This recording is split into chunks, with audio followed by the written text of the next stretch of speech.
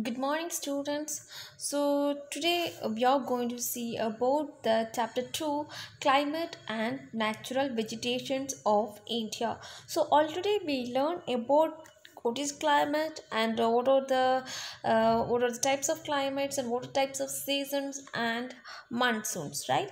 So, in this class, we are going to see about the natural vegetation of India.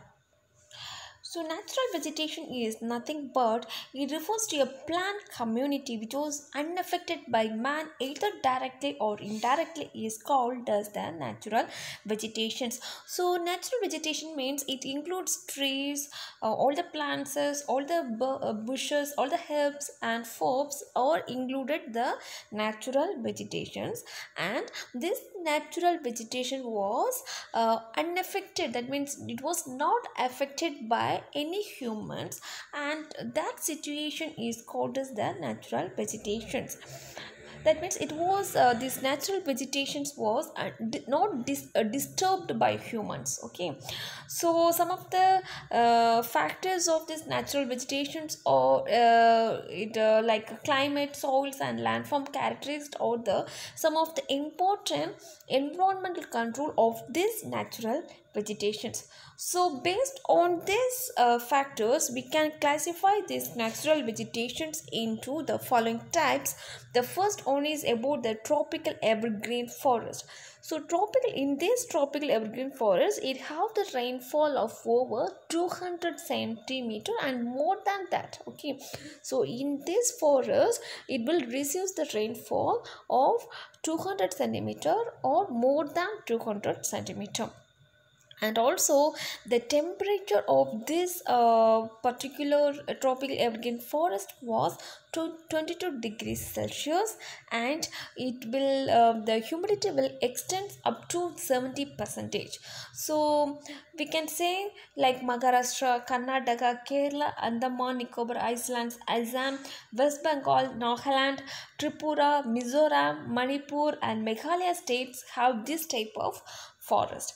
And some of the important trees found in this forest are rubber, mahogany, ebony, rosewood trees, coconut, bamboo, cinchona, then candies, palm, ironwood and cedar. These are the some of the trees which are found in this tropical forest. Okay, next one is about the tropical deciduous forest. So in this tropical deciduous forest, it will receive the rainfall of over 100 to 200 centimeter, and this forest is also called as monsoon forest because the annual temperature of this region is about 27 degrees Celsius, and average annual relative humidity is 60 to 70 percentage. So this forest have the humidity of 60 to 70%, and of the temperature of these regions will be raised up to 27 degrees Celsius.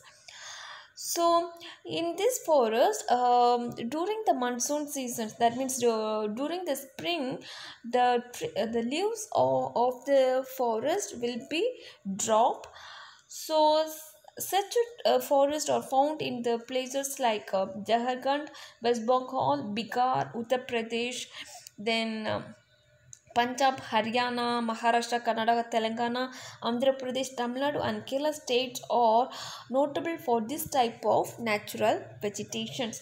And the most important trees which are found in this forest are teak, then sal, or the most important trees which are found in this uh, tropical deciduous forest, and also not only that, and also sandalwood, then rosewood, kusum, mahua, palas, haludu, amla, then paduk, bamboo and tendu trees, also the other economic trees which are found in this forest. Okay, so this forest also provides fragrant oil, varnish, sandal oils and perfumes, because all this we know that fragrant oils are all making from the sandalwood rosewood trees, right? So all these trees are found in this forest. So the oil producing, fragrant oil producing trees, then varnish producing trees, sandal oil producing, that means sandalwood trees, and perfumes producing trees, all these are found in this forest.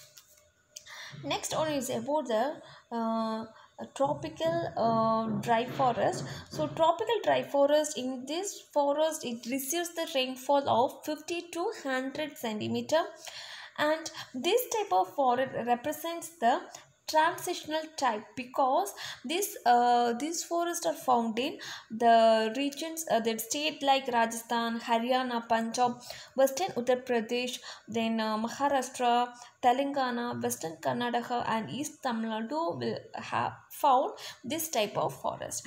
And the most important species which are found, the most important trees which are found in this type of forest are the mahua, the banyan tree, then amaltas, the pallas, halidu, kikar, then bamboo tree, then babul tree and kaya tree, or some of the trees which are found in this tropical dry forest. And desert and semi-desert vegetations, these are also called as tropical thorn forest. So these are found in the areas having annual rainfall of less than 50 centimeter. So the places where it receives less than 50 centimeter of rainfall, we can call that forest like tropical thorn forest. And in that forest it will having very low humidity and it have high temperature. The temperature will be very high in these places, and these forests are found in northwest India, which includes Rajasthan, southwest Haryana, and north Gujarat and southwest Punjab, and all these places have this tropical thorn forest. And they are found in the very dry parts of the Deccan Plateau in Karnataka, Maharashtra and Andhra Pradesh. Then babul, kikar and wild palms are common trees found in this tropical thorn forest. Okay, that means the trees which are found in this forest are babul tree, kikar and wild palm trees. So next is the mountain or montane forest. So these forests are classified on the basis of the amount of rainfall. So the different types of montane forest are, the first one is the eastern Himalayan forest, and next one is the western Himalayan forest. So first one is the eastern Himalayan forest. These forests are found on the slopes of the mountain in northeast states. Okay, and this forest receive more than 200 centimeter of rainfall. So these forests are found in the slope of the mountain, and this forest receiving more than 200 centimeter of rainfall.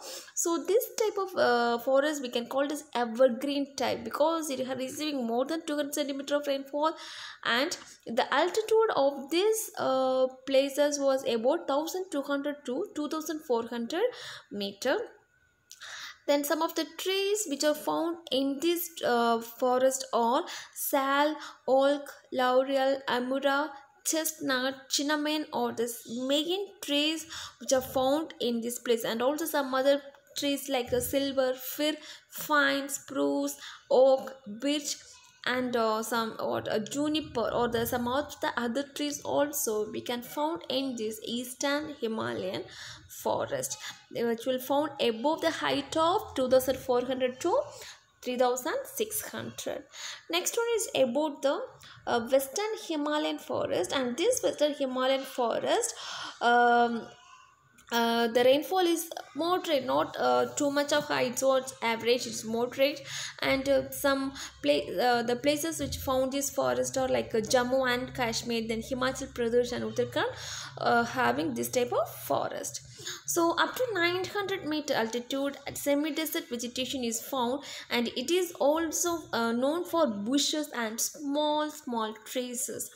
So the altitude from 900 to 1800 meter, chir tree is the most common tree. So in the we can say the chir tree at the place of about 900 to 1800 meter. So the other important trees of this region are sal, simel, dag, jamun and jujube are the some other trees which are found in this area, which are at the height of 1800 to 3000 meter. Then chir, deodar, blue pine, poplar, birch and elder are the main trees of this western Himalayan forest. Okay, so these are the types of mountain or montane forest. Next is about the alpine forest. So this alpine forest are having coniferous trees. So this coniferous, which are the coniferous trees? That is oak, silver fir, pine and juniper are the main trees of this forest. And the eastern parts of Himalayas has large extent of this part. So we can found this type of forest, that alpine forest, at the eastern side of Himalayas. So next is about the tidal forest. So tidal forest means, so this forest occur in around the delta side. We can find the tidal forest, the delta of like at the Ganga, Brahmaputra. We can see this type of tidal forest. So and also we can find this type of tidal forest at the deltas of Mahanadi, Godavari and Krishna river, also known as the tidal forest, because it was found near to the rivers. Okay, near to the river delta we can found this type of forest.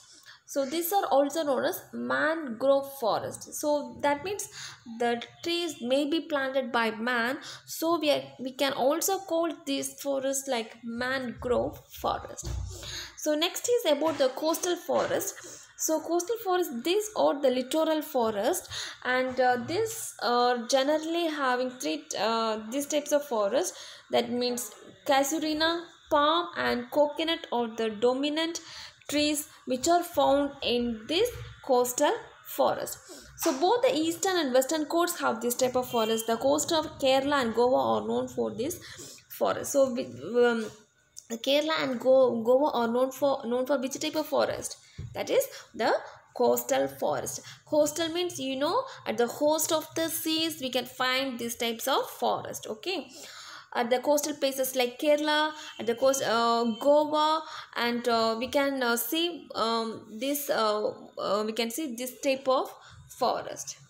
Then riverian forest, these forests are found along the rivers of Kadar area. So we can, riverian forest means the forests which are nearby the river, we can call this the riverian forest. And these are known for tamarisk and tamarind trees. So the rivers of Great Plains are more prominent for this type of natural vegetation. So this forest we can call like the riparian forest. So what are the types of forest? The tropical evergreen forest, tropical deciduous forest, tropical dry forest, then mountain or montane forest, then alpine forest, tidal forest, coastal forest and riparian forest. So all these forests are the comes under the natural vegetation. Next is about the wildlife. So what is wildlife? You all know the term wildlife, right? What it means? It means the animals, right? So the term wildlife includes animals of any habitat in nature. It may be the domesticated animals or it may be the non-domesticated animals. So non-domesticated animals means domestic means, the cow, goat, sheep, all this comes under domesticated animals, and not domesticated animals means lion, tiger, all this comes under the non-domesticated animals. So we can divide these animals into vertebrates and invertebrates. So vertebrates means fishes, the amphibians, then all the reptiles, birds and mammals includes the vertebrates, and invertebrates means bees, butterflies and moth, we can say like the invertebrates. So India was very rich in this diverse wildlife. We have 81,251 species of animals out of the world. So totally in the world we have 1.5 million species. Among that, 81,251 species was only found in India.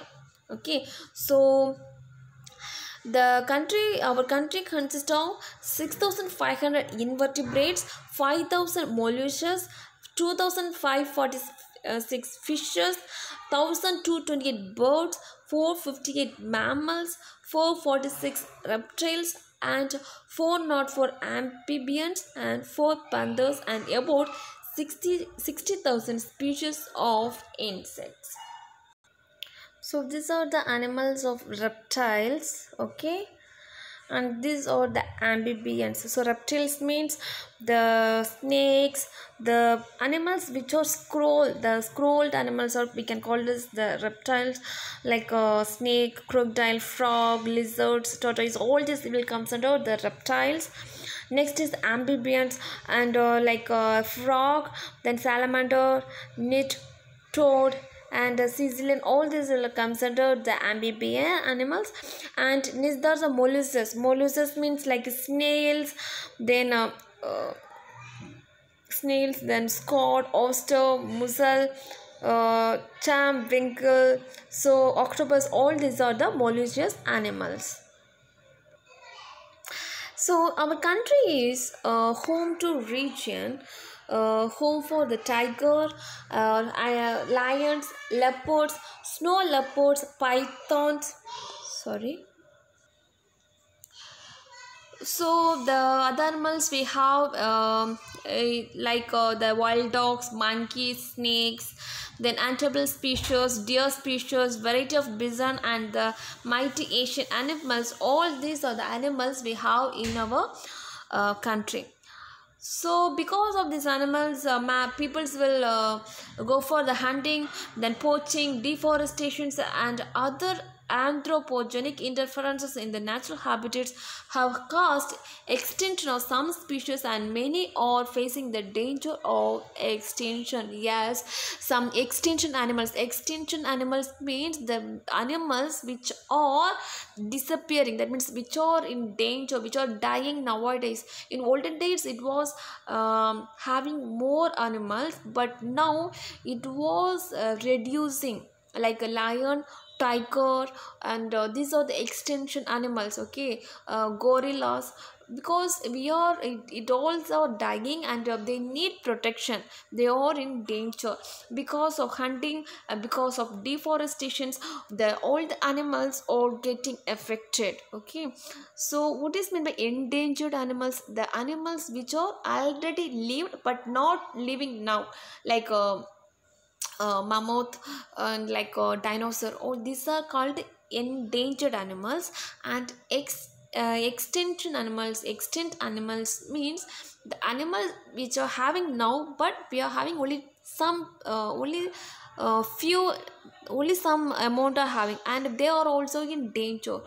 Okay, they are reducing nowadays, so that is called the extinct animals. So in view of this and the role of wildlife in maintaining ecological balance, conversations and management of diversity of India is necessary at the present situation. Yes, we have to protect and we have to conserve the natural or the world animals. For that we have the Indian Board for Wildlife. It was constituted in the year of 1952 to for the purpose of protection, conservation and management of wildlife to the government. So this particular organization, like Indian Board for Wildlife, this will provide the protections and for the wildlife. So the government of India enacted the Wildlife Protection Act in the year of 1972 because to protect the animals which all are in danger. The government itself, they proposed an act which was called like Wildlife Protection Act. It was proposed in the year of 1972. So protecting the wildlife of the country and to control poaching, smuggling and illegal trade in wildlife and its diversity. So this because of this act, it was able to protect the animals from smuggling. Smuggling means many peoples are hunting the animals for the purpose of the skin, and elephant are hunting for the purpose of the trunk. So then deer, all these are getting affected, no. So to control, and also illegal trade and the forest, they are cutting the forest for the trading purpose. So all this was get controlled because of this act. Then the Convention on Biological Diversity in 1992 recognized the sovereign rights of states to use their own biological resources. So to preserve the country's rich and diverse wildlife network of one or two national parks and about 515 wildlife sanctuaries across the country have been created.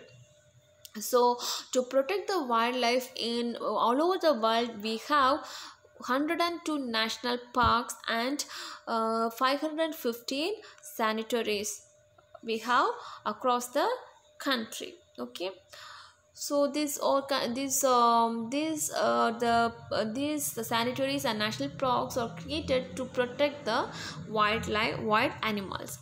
Next is the biosphere reserve. So biosphere reserves are the protected areas of land coastal environments wherein people are an integral component of the system. So biosphere reserve means the protected areas. Protected areas we can call like the biosphere reserve.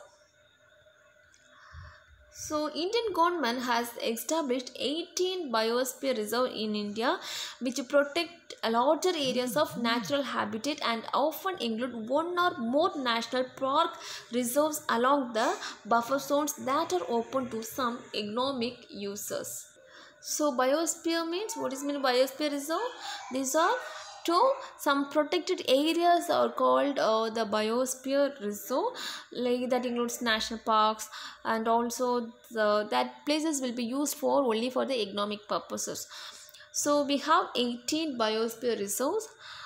Then then 11 of the 8 biosphere reserves like Gulf of Mannar, Nanda Devi, the Nilgiris, the Norek, then Panchamahi, Simlipal, Sundarbans, then Agastya's Malay, Great Nicobar, Kanchenjunga and Amarkantak of India fall under the list of Man and Biosphere Program of UNESCO. So among the 11, 8 was under the control of the UNESCO. So this is about the biosphere resource. So these are the biosphere resource we have in India, that is in the state of Madhya Pradesh, Kerala, Assam, Arunachal Pradesh, Andaman and Nicobar Islands, Tamil Nadu, Gujarat, Sikkim, Assam, Uttarakhand, Tamil Nadu. So Tamil Nadu we have two reserve areas. One is the Nilgiris, and next one is the Gulf of Mannar. These are the two preserved areas. Okay guys, so this is about the biosphere reserve, natural vegetations and wildlife. Thank you guys.